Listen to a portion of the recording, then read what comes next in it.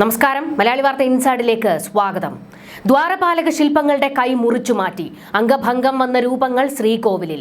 ശബരിമല സന്നിധാനത്ത് അസാധാരണ നീക്കങ്ങൾ. ആചാരവും വിശ്വാസവും എല്ലാം ലംഘിക്കപ്പെട്ടതിൽ കലിയിളകി വിശ്വാസികൾ. അന്വേഷണത്തിന്റെ ഭാഗമായി ഉദ്യോഗസ്ഥർ സാമ്പിളുകൾ ശേഖരിച്ചതിൽ ആചാരം ലംഘിക്കപ്പെട്ടുവെന്നാണ് ആരോപണം. വിഷയം ഹൈക്കോടതിയെ അറിയിക്കാൻ ദേവസ്വം ബോർഡ്. ശബരിമലയിൽ തല തല്ലി പിണറായി ഭരണകൂടം. ഈ സർക്കാരിന്റെ കാലത്ത് ശബരിമല കളങ്കപ്പെട്ടുവെന്ന് വിശ്വാസികൾ പൊട്ടിത്തെറിക്കുമ്പോൾ വിറങ്ങലിച്ച് നിൽക്കുകയാണ് പിണറായിയും CPM-ഉം. പിണറായി കൂട്ടർക്ക് ശബരിമല വെള്ളിടിയായി നിൽക്കുമ്പോഴാണ് അടുത്ത അടി കിട്ടിയിരിക്കുന്നത്. വിഷയം ആയുധമാക്കാൻ കോൺഗ്രസ് BJP കൂട്ടർ കളത്തിൽ. ആഗോള അയ്യപ്പ സംഗമത്തിലെ തട്ടിപ്പ് കോടതി ആ വിഷയത്തിൽ കലി കയറി നിൽക്കുമ്പോൾ തുടരെ അടികിട്ടി 18-ാം പടിയിൽ തലചിതറി ഭരണകൂടം. ഒന്നും വേണ്ടിയിരുന്നില്ല എന്നിപ്പോൾ നിലവിളിക്കുകയാണ് പിണറായി. സ്വർണ്ണക്കൊള്ളയുമായി ബന്ധപ്പെട്ട തെളിവ് ശേഖരണത്തിന്റെ ഭാഗമായി ദ്വാരപാലക ശില്പത്തിലെ കൈയുടെ ഭാഗം പ്രത്യേക അന്വേഷണ സംഘം മുറിച്ചെടുത്തതോടെ വിശ്വാസികൾക്കിടയിൽ കടുത്ത ആശങ്ക ഉയരുകയാണ്. അംഗഭംഗം വന്ന സ്വർണ്ണപ്പാളികൾ ശ്രീകോവിലിൽ തിരിച്ചു സ്ഥാപിക്കുന്നതിലെ വിശ്വാസ പ്രശ്നമാണ് ഇപ്പോൾ പ്രധാന ചർച്ചാ വിഷയം. ഭിന്നമായ ബിംബങ്ങളോ പാളികളോ ശ്രീകോവിലിൽ നിലനിർത്തുന്നത് ദേവഹിതത്തിന് വിരുദ്ധമാണെന്ന വിശ്വാസം നിലനിൽക്കെ ദേവസ്വം ബോർഡ് എടുക്കുന്ന തീരുമാനം ഇനി നിർണായകമാകും. മോഷണം പോയ സ്വർണത്തിന് പകരം പിച്ചളപ്പാളികൾ കണ്ടെത്തിയ സംഭവത്തിൽ ശാസ്ത്രീയ പരിശോധനകൾക്കായാണ് ശില്പത്തിന്റെ കൈ മുറിച്ചു മാറ്റിയത്. സന്നിധാനത്തിന്റെ ചരിത്രത്തിൽ തന്നെ അത്യപൂർവമായ ഈ നടപടി വൻ വിവാദങ്ങൾക്കാണ് വഴിമരുന്നിട്ടിരിക്കുന്നത്. മുറിച്ചെടുത്ത സ്വർണ്ണപ്പാളികൾക്ക് പകരം പുതിയവ സ്ഥാപിക്കണോ അതോ കേടുപാടുകൾ സംഭവിച്ചവ തന്നെ ഉപയോഗിക്കണോ എന്നതിൽ തന്ത്രിയുടെയും പണ്ഡിതന്മാരുടെയും അഭിപ്രായം തേടേണ്ടി വരും. മുൻപ് ശില്പങ്ങളിൽ നിന്ന് സാമ്പിളുകൾ SIT ED സംഘം ചുരണ്ടിയെടുത്തിരുന്നു. അതിലും വലിയ എതിർപ്പുകൾ ഉണ്ടായിരുന്നു. പക്ഷേ അന്വേഷണ സംഘത്തിന് മറ്റു മാർഗങ്ങളില്ല. ഇത് പരിശോധനയ്ക്ക് അയച്ചാൽ മാത്രമേ കൂടുതൽ തെളിവുകൾ ശേഖരിക്കാനാകൂ. ശബരിമലയിൽ ഇപ്പോൾ ഇരിക്കുന്നതെല്ലാം ഒറിജിനൽ ആണോ ഡ്യൂപ്ലിക്കേറ്റ് ആണോ എന്ന് കണ്ടെത്തണം. ഇത് അനിവാര്യമാണ്. ഈ ശില്പങ്ങളിലൊക്കെ ഏറ്റവും ചീപ്പ് സ്വർണം പൂശിയിട്ടുണ്ട്. കൂടാതെ ഇവയിൽ കെമിക്കലുകൾ ഒഴിച്ച് കേടുപാടുകൾ വരുത്തിയിട്ടാണ് സ്വർണം പൂശുന്നതിന് വേണ്ടി കാട്ടുകള്ളന്മാർ ഇളക്കിക്കൊണ്ടു പോയിട്ടുള്ളത്. എല്ലാം കണ്ടെത്തണമെങ്കിൽ പരിശോധന നടത്തേണ്ടത് അത്യാവശ്യമാണ്. എന്നാൽ ഇവിടെ വിശ്വാസവും ആചാരവും കളങ്കപ്പെട്ടുവെന്നാണ് ഒരു കൂട്ടർ ഇപ്പോൾ വലിയ വിമർശനവും ആരോപണങ്ങളുമൊക്കെ ഉയർത്തുന്നത്. ഈ ഒരു അവസ്ഥയിലേക്ക് ശബരിമലയെ കൊണ്ടെത്തിച്ചതാരാണ്? അവർക്ക് നേരെയാണ് ജനങ്ങൾ, വിശ്വാസികൾ പൊട്ടിത്തെറിച്ച് രംഗത്തേക്ക് ഇറങ്ങുന്നത്. അയ്യപ്പനെ വിഭൂതി കൊണ്ട് മൂടി യോഗനിദ്രയിലാക്കുന്നത് വലിയൊരു ചടങ്ങാണ് ശബരിമലയിലെ. അതായത് മണ്ഡല മകരവിളക്ക് കഴിയുമ്പോൾ അയ്യപ്പനെ യോഗനിദ്രയിലേക്ക് ആക്കും. അതൊരു അവിടുത്തെ ഏറ്റവും പ്രധാനപ്പെട്ട ഒരു ചടങ്ങ് തന്നെയാണ്. മേൽശാന്തി അയ്യപ്പ വിഗ്രഹത്തിൽ വിഭൂതി അഭിഷേകം നടത്തി കഴുത്തിൽ രുദ്രാക്ഷമാലയും കയ്യിൽ യോഗദണ്ഡും അണിയിക്കും. തുടർന്ന് ഹരിവരാസനം ചൊല്ലി വിളക്കണച്ച് ശ്രീകോവിലിന് പുറത്തിറങ്ങി നടയടയ്ക്കും. ഇതോടെ അയ്യപ്പൻ യോഗനിദ്രയിലേക്ക് പോകും. അതായത് മണ്ഡല മകരവിളക്ക് അവസാനിക്കുന്നത് ഈ ഒരു ചടങ്ങോടുകൂടിയാണ്. അയ്യപ്പൻ പിന്നീട് യോഗനിദ്രയിലാണ്. ഇതവിടുത്തെ ഒരു ഏറ്റവും വലിയ വിശ്വാസവും ആചാരവുമാണ്.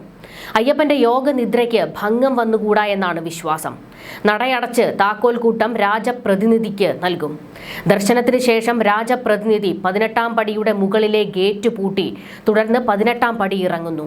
അദ്ദേഹത്തോടൊപ്പം ഉടവാളും പരിചയും വിളക്കുമായി മറ്റൊരാൾ അകമ്പടിയായി ഉണ്ടാകും. രാജപ്രതിനിധിയും ശബരിമല മേൽശാന്തിയും 18-ാം പടിക്ക് മുൻപിൽ സാഷ്ടാംഗം പ്രണാമം നടത്തി അതിനുശേഷം താക്കോൽക്കൂട്ടവും 1 വർഷത്തെ ചെലവിനുള്ള പണക്കിഴിയും ദേവസ്വം അധികാരികൾക്ക് രാജപ്രതിനിധി കൈമാറും. രാജപ്രതിനിധി ഇറങ്ങുന്നതിന് മുൻപ് മകരവിളക്ക് ഉത്സവത്തോടനുബന്ധിച്ച് അയ്യപ്പന് ചാർത്തിയ തിരുവാഭരണ പേടകങ്ങൾ പന്തളത്തേക്ക് കൊണ്ടുപോകും. ഇതാണ് ആചാരം. എന്നാൽ ശ്രീകോവിലിലെ ശില്പങ്ങളിലും മറ്റുമുണ്ടായ മാറ്റങ്ങൾ ഇതെല്ലാം അയ്യപ്പന്റെ യോഗനിദ്രയ്ക്ക് ഭംഗം വരുത്തിയിട്ടുണ്ടാകുമെന്ന് പണ്ഡിതന്മാർ ഇപ്പോൾ പറയുന്നുണ്ട്. ഇതാണ് വലിയ പൊട്ടിത്തെറിക്ക് വഴിവെച്ചിരിക്കുന്നത്. വീണ്ടും ഒരു ദേവ അഹിതം ഉണ്ടാകുമോ എന്ന ഭീതിയിലാണ് അയ്യപ്പ ഭക്തർ. ഈ വിഷയത്തിൽ ഹൈക്കോടതിയുടെ നിലപാടുകളും നിർണായകമാകും. മുറിഞ്ഞുപോയത് എന്തും വിശ്വാസപരമായി ദുർനിമിത്തമാണ്. ഈ സാഹചര്യത്തിലാണ് കൈയില്ലാതെ സ്വർണ്ണപ്പാളി ദ്വാരപാലക ശില്പത്തിൽ പതിക്കുന്നത് വിശ്വാസ പ്രശ്നമാകുന്നത്. ഈ സാഹചര്യം ദേവസ്വം ബോർഡ് ഹൈക്കോടതിയെ അറിയിക്കും. ദേവപ്രശ്നം ശബരിമലയിൽ നടത്തണമെന്ന ആവശ്യവും ശക്തമായി ഉയരും. ഹൈക്കോടതി എത്ര കണ്ട് ശബരിമല വിശ്വാസത്തിൽ ഇടപെടാൻ കഴിയും എന്നതും ഒരു ചോദ്യമാണ്. അവിടെ നടന്ന കൊള്ള പുറത്തു കൊണ്ടുവരണം, കാട്ടുകള്ളന്മാരെ തൂക്കി അകത്തിടണം. ഇതിന് കട്ടായം നിൽക്കുകയാണ് ഹൈക്കോടതി. പക്ഷേ വിശ്വാസപരമായ കാര്യങ്ങളിൽ ഹൈക്കോടതിക്കും പണ്ഡിതന്മാരുടെ വാക്ക് കേൾക്കേണ്ടി വരും. വിശ്വാസം കളങ്കപ്പെട്ടോ അതിന് പരിഹാരം എന്താണ്? വിശ്വാസികൾക്കുണ്ടായ മുറിവിനും പരിഹാരം കണ്ടെത്തേണ്ടതും ഹൈക്കോടതി. കാരണം ശബരിമല വിഷയത്തിൽ വിശ്വാസികൾ ഹൈക്കോടതിയെ ആശ്രയിക്കുകയാണ്. അയ്യപ്പന്റെ രൂപത്തിലാണ് ഹൈക്കോടതിയെ ഓരോ വിശ്വാസിയും കാണുന്നത്. അന്വേഷണ സംഘത്തിന്റെ നീക്കങ്ങൾ ഹൈക്കോടതി നിർദ്ദേശത്തെ തുടർന്നാണ്. സ്വർണ്ണക്കൊള്ളയുമായി ബന്ധപ്പെട്ട കൂടുതൽ ദുരൂഹതകൾ പുറത്തുവരുന്ന സാഹചര്യത്തിൽ ദേവസ്വം ബോർഡിന്റെ ഓരോ നീക്കവും ഇപ്പോൾ കടുത്ത നിരീക്ഷണത്തിലാണ്. ശബരിമല സ്വർണ്ണക്കൊള്ളയിൽ ശാസ്ത്രീയ പരിശോധനയ്ക്ക് ശ്രീകോവിലിലെ കട്ടിളപ്പാളി, ദ്വാരപാലക ശില്പം, തൂണുകൾ എന്നിവിടങ്ങളിൽ നിന്ന് സാമ്പിൾ ശേഖരിക്കുന്നത് പൂർത്തിയായിട്ടുണ്ട്. 2 ദിവസം കൊണ്ടാണ് പ്രത്യേക അന്വേഷണ സംഘം സാമ്പിൾ ശേഖരിച്ചത്. ലീഗൽ മെട്രോളജിയുടെ ഗോൾഡ് അസസ്മെന്റ് വിഭാഗവും പ്രത്യേക അന്വേഷണ സംഘത്തിനൊപ്പം ഉണ്ടായിരുന്നു. നേരത്തെ ഒരു തവണ സാമ്പിൾ ശേഖരിച്ച് പരിശോധിച്ചിരുന്നുവെങ്കിലും VSSCയുടെ റിപ്പോർട്ടിൽ വ്യക്തതയില്ലായിരുന്നു. അതിന്റെ കൂടുതൽ വശങ്ങൾ പരിശോധിക്കേണ്ടതുണ്ടായിരുന്നു. ഇതാണ് ഹൈക്കോടതിയുടെ അനുമതിയോടെ വീണ്ടും ശാസ്ത്രീയ പരിശോധനയ്ക്ക് കൊണ്ടുപോകാൻ തീരുമാനിച്ചത്. കഴിഞ്ഞ തവണത്തേക്കാൾ കൂടുതൽ അളവിൽ സാമ്പിൾ ശേഖരിച്ചിട്ടുണ്ട്. ഇതുകൊണ്ടാണ് സ്വർണ്ണപ്പാളികളിൽ കൂടുതൽ ഭാഗം പോയത്. നേരത്തെ കുറച്ചു മാത്രമേ എടുത്തിരുന്നുള്ളൂ. നഷ്ടമായ സ്വർണത്തിന്റെ അളവും കാലപ്പഴക്കവും കണ്ടെത്തുകയാണ് പ്രധാന ലക്ഷ്യം. മുംബൈയിലെ ഭാഭ അറ്റോമിക് റിസർച്ച് സെന്ററിൽ സാമ്പിൾ പരിശോധന നടത്തുമെന്നാണ് അറിയുന്നത്. ഹൈക്കോടതി ഉത്തരവ് പ്രകാരം അതീവ സുരക്ഷയിൽ നടന്ന പരിശോധനയിൽ ദ്വാരപാലക ശില്പത്തിന്റെ കൈ മുറിച്ചെടുത്തും കട്ടിളപ്പാളികളിൽ നിന്ന് ചുരണ്ടിയെടുത്തും നടത്തിയ ഓപ്പറേഷൻ ഭക്തർക്കിടയിൽ വലിയ അമർഷത്തിനും ആശങ്കയ്ക്കുമാണ് ഇപ്പോൾ കാരണമായിരിക്കുന്നത്. VSSCയിൽ നടത്തിയ ആദ്യ പരിശോധനാ ഫലം അവ്യക്തമായതോടെയാണ് മുംബൈയിലെ ഭാഭ അറ്റോമിക് റിസർച്ച് സെന്ററിലടക്കം പരിശോധന നടത്താൻ ഹൈക്കോടതി നിർദ്ദേശിച്ചത്.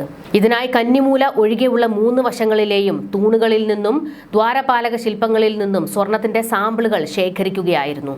വെള്ളിയാഴ്ച രാത്രിയോടെ ഈ പാളികൾ പുനഃസ്ഥാപിച്ചുവെങ്കിലും അംഗഭംഗം വന്ന ശില്പങ്ങളും പാളികളും ശ്രീകോവിലിൽ തിരികെ വയ്ക്കുന്നത് വിശ്വാസപരമായി ശരിയാണോ എന്ന ചോദ്യം തന്ത്രിയെയും ഭക്തരെയും ഒരുപോലെ അസ്വസ്ഥരാക്കുന്നുണ്ട്.